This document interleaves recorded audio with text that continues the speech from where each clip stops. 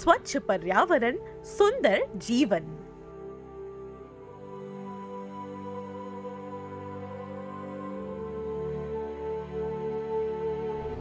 अपने स्वाभाविक रूप में ये धरती कितनी स्वच्छ और सुंदर है।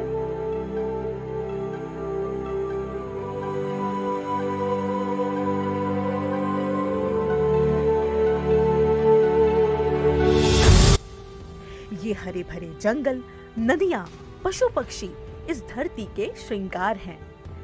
लेकिन बढ़ती आबादी, हमारी जरूरतें और अनंत इच्छाएं धरती से इसकी सुंदरता छीन रही हैं। धरती का संतुलन बिगड़ रहा है, जिसका खामियाजा हमें ही भुगतना पड़ता है। सूखा, बाढ़ और अजीब तरह की बीमारियों का कारण भी प्रकृति के साथ की जा रही छेड़छाड़ ही है।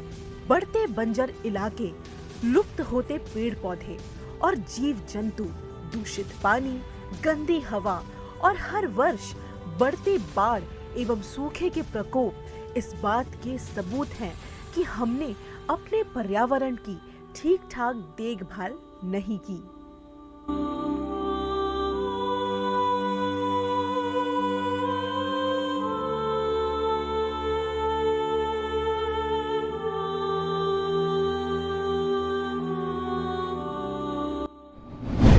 वाटर फिल्टर से एयर फिल्टर की ओर हम भारतीय संस्कृति का उदाहरण देते हैं तो गंगा जमुना नदियों का जिक्र करते हुए गंगा जमुनी तहजीब कहते नहीं थकते।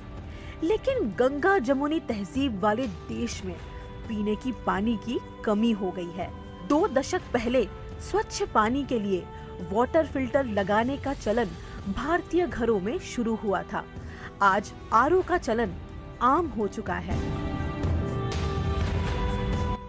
राजधानी दिल्ली आज विश्व के सर्वाधिक प्रदूषित शहरों में शुमार की जा रही है।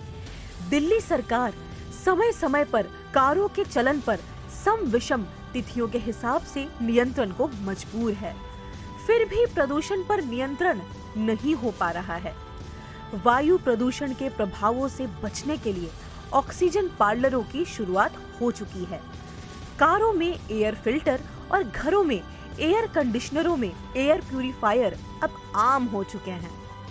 किंतु मुश्किल से 0.5% आबादी मशीनों के जरिए शोधित हवा और पानी की सुविधा उठाने की क्षमता रखती है। 99.5% शहरी आबादी तो उसी प्रदूषित हवा में सांस लेने को मजबूर है। आज जरूरत है कि अपने आसपास ही नहीं, जहां कहीं संभव हो, पौधों को लगाया जाए। कूड़ा कचरा इधर उधर ना फेंका जाए। निजी वाहनों की बजाय सार्वजनिक वाहनों का उपयोग किया जाए। प्लास्टिक, धुआं, गंदगी का प्रबंधन करते हुए पर्यावरण को स्वच्छ बनाने के लिए हर संभव उपाय किया जाए। भोजपुरी लोरी। पोखरा, इमली, कौवा और बिल्ली, भोजपुरी लोरी। राजा रानी आवे ने, पोखरा खनावे ने, पोखरा के तीरे तीरे इमली लगावे ने। इमली के खोदरा में चिड़िया के अंडा, रामचरण इमली ला मारे ने डंडा। डंडा जाला रेत में, नाता मछली के पेट में। कौवा कहे काव काव, बिलार कहे छपटो। रामचरण के टांग धई के रहरी में पटको। रामचरण के टांग धई के रहरी में पटको।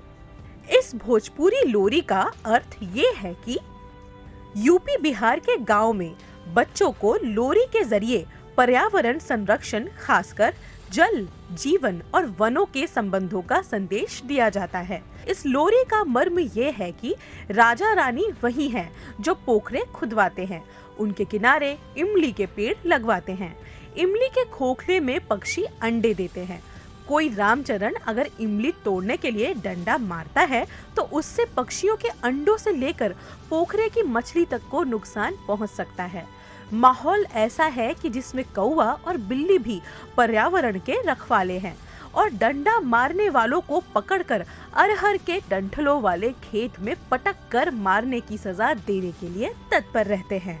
राजधर्म, मानव धर्म, पक्षी, पशु और पर्यावरण धर्म की कथा देश के गांव में बच्चों को घुट्टी में पिलाई जाती रही है।